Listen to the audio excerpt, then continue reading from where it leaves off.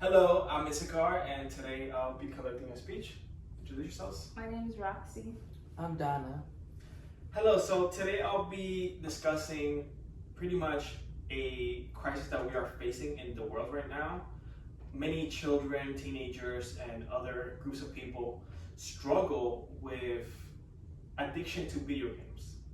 And my point of view will hopefully challenge you to understand that these things need to be regulated, and we should be paying more attention to them.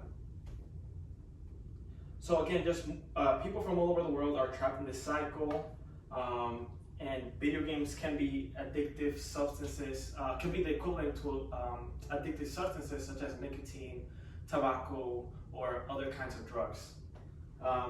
So there's also harm that can be done to the brain, and I also present a counter argument and also provide a solution. So, gaming addiction.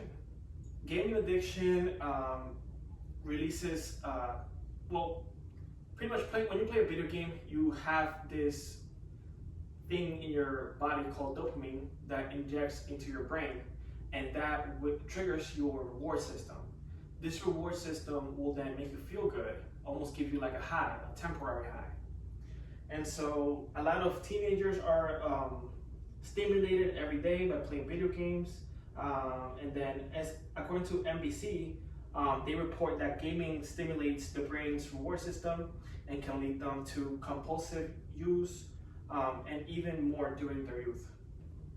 NBC also reports that gaming disorder is now recognized by the World Health Organization, which shows just how much of a strong crisis this is and how much we should be paying attention to it. And so this is a current, continuing, growing problem. So what are the consequences of gaming addiction? Right now, so it poses a major impact on one's physical and mental health. So CNN reports that kids addicted to gaming report anxiety, poor sleep, and even depression. They just want to be stuck to their iPads and just being fed that new information constantly, and not getting tired of it, and just wanting more damages them overall. So we also see here, they also report, the same article also reports that pretty much teenagers are reporting lower grades, attention problems, and social isolation.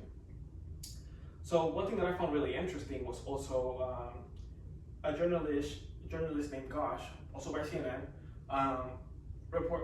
made an article on China and how policies affect the general population. And one interesting thing that I saw is that pretty much the government decided to regulate society so that minors under their adult age cannot spend more than 3 hours a week playing video games. And so that was a very interesting thing. And so I wrote, why is the US not listening to the data and start limiting access to minors like other countries, such as China? And then some people might defer and oppose this argument by saying that gaming is harmless, and many people play games on a day-to-day basis and don't show any of these symptoms or struggle with these things. And I completely agree. I think that although it is an enjoyable entertainment, still teenagers and people with addictive disorders struggle with these things that are currently going. And so some people also say that it's a breach of freedom. And parents, so Lamonte, a journalist, says that games can improve your focus and your teamwork. And so, yes, I would like to, play games with friends and things like that, but that's not really giving me social interaction. So I think that, in conclusion, video games must be regulated for individuals with addictive disorders, and for minors too. I feel like we should have some sort of more control over that. And the argument just appeared because right now we are facing such a crisis with teenagers just not being able to focus and not focus in school, and I feel like something must be done. Thank you. This was my presentation.